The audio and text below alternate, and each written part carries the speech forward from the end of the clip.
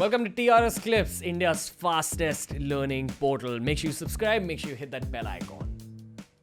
So that the viewers get some context on this podcast, I just want to add one story of mine right here. We actually, 2 years back, we were thinking of stopping our English channel completely because it was becoming extremely difficult to balance a Hindi channel as well as an English channel. And I sat down with my core team, like my original team, and I told them, this is what I want to do. And I think I should go hammer and tongs on the mass game and not the class game. They asked me, what's the easiest form of content you can do? So I said, I can call smart people and just talk to them. And that was why the podcast started. Like, it was just that because it was extremely easy to do. Now, 1 year in, 1.5 years in, this is the fuel of my life. And we started a Hindi podcast. It's become the main source of content. We're known as the #1 podcast in the country and things like that. But just landed up here. And, you know, the other aspect of things is I feel this whole year has gone in podcasting.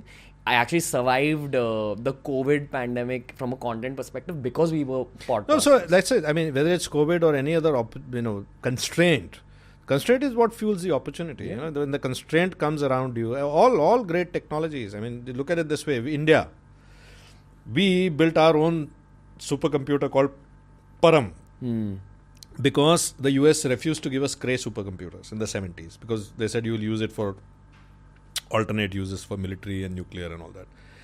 We went on to become one of the leading missile development programs in the world, satellite launching and all of that, because the Russians refused to give us cryogenic technology.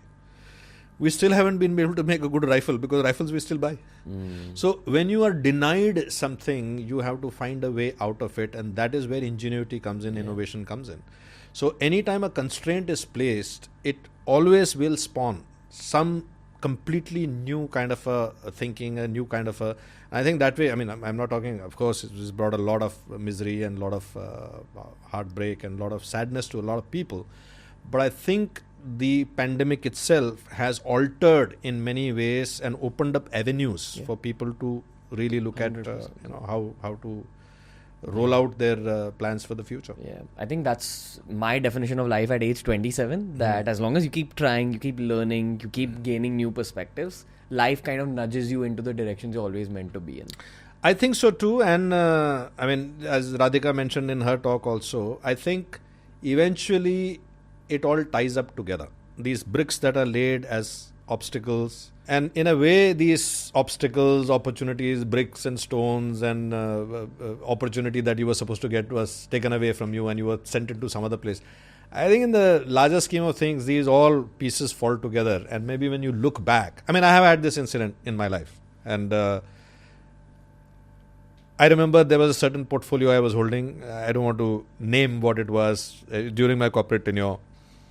And I was literally a lot of organizational politics and literally compelled out of that portfolio. But because I was moved out of that portfolio is the reason why I did something else, is the reason why something else happened, and is the reason why I finally went on to raise the national intelligence grid. And I met that individual many years later who actually caused this, I'm a much older person and all, and I went to thank him. And I genuinely went to thank him. I genuinely thanked him that if you are not... And he said, "Nahi, beta, aap to bura mane." I said, "Aap samajh nahi rahe hain." I'm actually thanking you. You're not getting it. So I think these instances, these things that come into your life, they create you for an opportunity or for the ability to deliver opportunity which life will present to you. It's actually very easy to look at it in the hindsight. It's very easy to look in the hindsight and say, that difficulty which I had, that tragedy which I had, that opportunity that I was overlooked for, that thing that I missed is the reason why I am in this place today.